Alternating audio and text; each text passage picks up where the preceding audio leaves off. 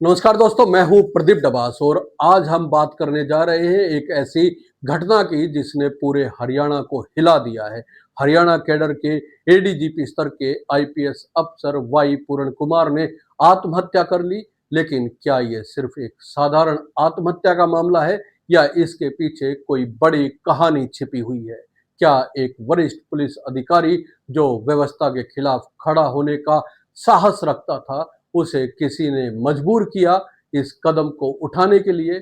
आज हम इन सभी सवालों के जवाब ढूंढने की कोशिश करेंगे। चंडीगढ़ के सेक्टर 11 में सरकारी आवास में मंगलवार दोपहर करीब 1:30 बजे वाई पूर्ण कुमार का शव मिला।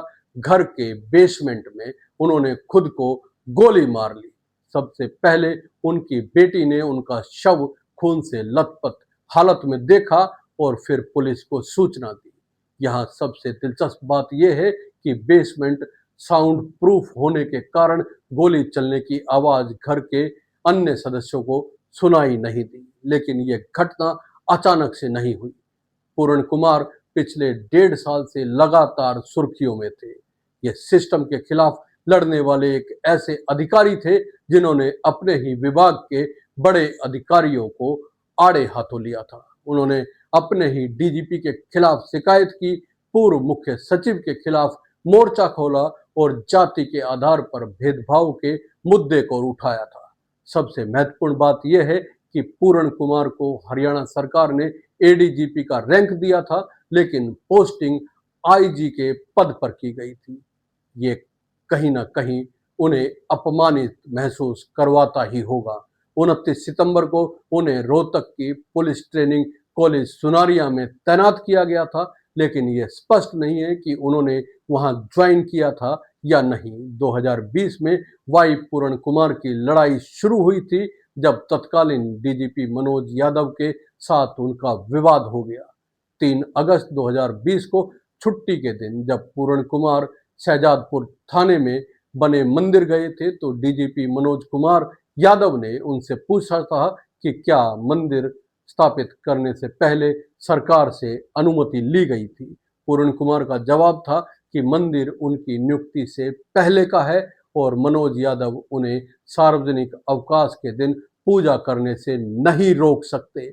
इसके बाद उन्होंने डीजीपी के खिलाफ उत्पीड़न का आरोप लगाते हुए शिकायत दर्ज करवाई थी। लेकिन जब स्थानीय स्तर पर कोई कार्रवाई नहीं हुई तो उन्होंने राष्ट्रीय अनुसूचित जाति आयोग, गृह मंत्रालय और केंद्र सरकार तक शिकायत पहुंचाई। हालांकि गृह विभाग ने जांच के बाद उनकी शिकायत को खारिज कर दिया और हाईकोर्ट ने भी इसे अनावश्यक बताया। दोस्तों, यहाँ सवाल ये उठता है कि क्या सच में यह सिर्फ मंदिर जाने का मामला था या इसके पीछे कुछ और बात थी? क्या जाति के आधार पर पूर्ण कुमार को निशाना बनाया जा रहा था? 2022 में पूर्ण कुमार ने एक और बड़ा मुद्दा उठाया। उन्होंने 9 आईपीएस अधिकारियों द्वारा 2-2 सरकारी आवासों पर कब्जा करने की शिकायत की। इस शिकायत के बाद संबंधित अधिकारियों को एक मकान खाली करना पड़ा था और उन पर जुर्माना भी लगाया गया था। इसके बाद प्रदेश सरकार ने आदेश जारी किया कि कोई भी अधिकारी 2 मकान नहीं रख सकेगा। यह पूर्ण कुमार की एक बड़ी जीत कही जा सकती थी, लेकिन इसके साथ ही उनकी मुसीबत भी बढ़ती गई। उन्होंने पूर्व गृह सचिव राजीव अरोड़ा पर आरोप लगाया कि वह पूर्व डीजीपी मनोज यादव के पक्ष में रिपोर्ट दे रहे हैं। मामला पंजाब और हाईकोर्ट में पहुंचा। पूर्ण कुमार ने अनुसूचित जाति के अफसरों के साथ भेदभाव का मुद्दा भी उठाया। उन्होंने 16 फरवरी और 28 जून 2024 को राष्ट्रीय अनुसूचित जाति आयोग को पत्र लिखकर बताया कि हरियाणा में अफसरों की फील्ड पोस्टिंग में भेदभाव हो रहा है। एससी अफसरों को फील्ड तैनाती में उचित प्रतिनिधित्व नहीं दिया जा रहा है।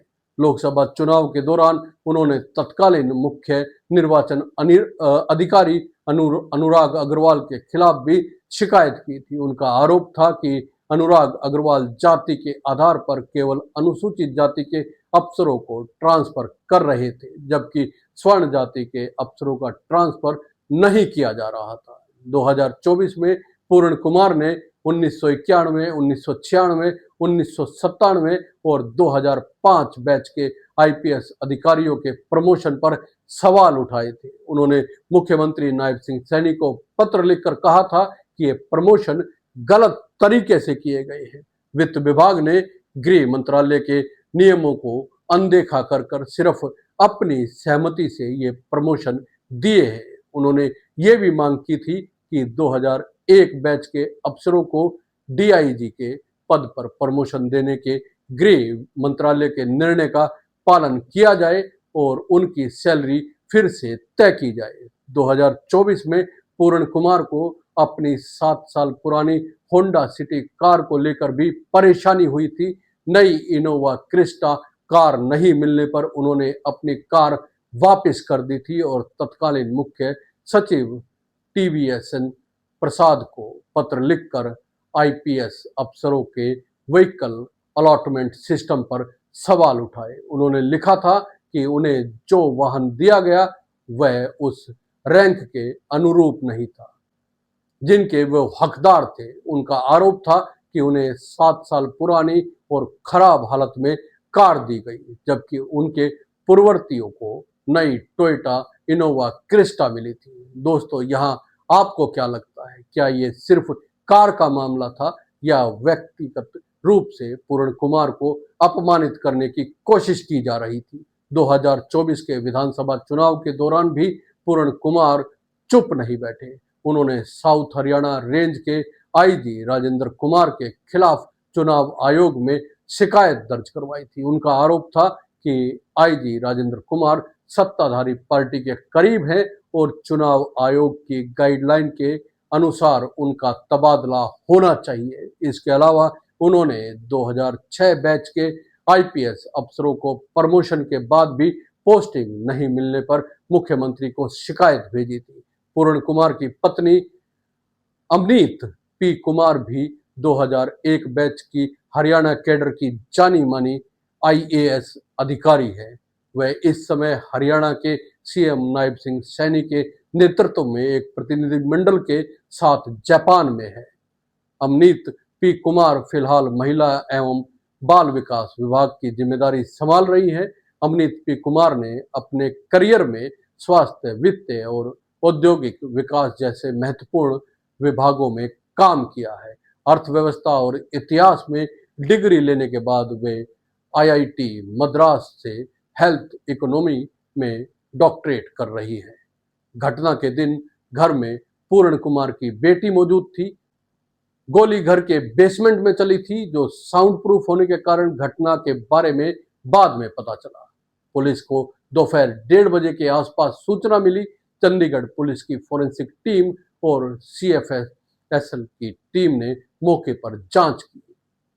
एसएसपी कंवरदीप कौर ने बताया कि परिवार के सदस्यों से पूछताछ चल रही है और उनके बयान लिए जा रहे हैं। पूर्ण कुमार की मौत कई सवाल छोड़ जाती है।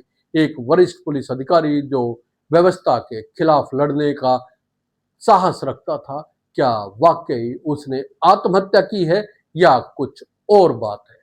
क्या यह इतना दबाव बनाया गया कि उन्हें ये कदम उठाना पड़ा?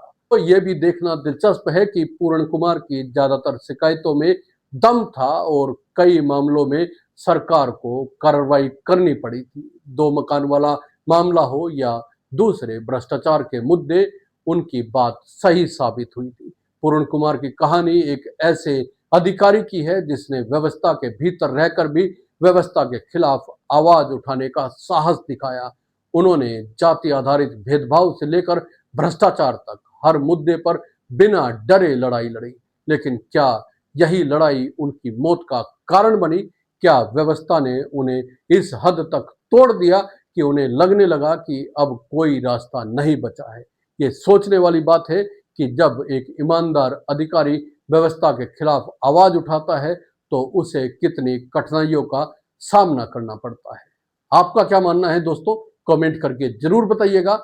और ये वीडियो अगर आपको पसंद आया है तो लाइक कीजिए, शेयर कीजिए और चैनल को सब्सक्राइब करना ना भूलें। जय हिंद, नमस्कार।